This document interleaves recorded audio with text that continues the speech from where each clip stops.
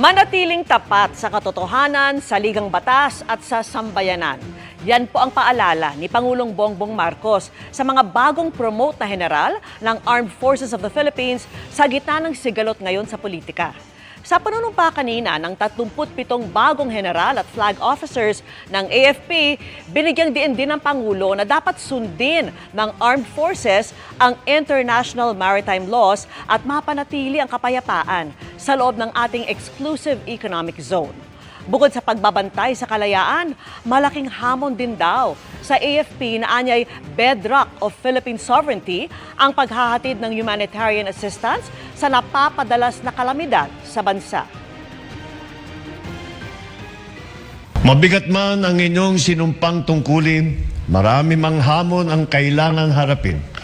Makakaasa kayo na ang buong bansa ay kasama ninyo, nagdadasal para sa inyong kaligtasan, sumusuporta sa inyong mga hakbang at umaasang maglilingkod kayo ng may katapatan sa ating bayan.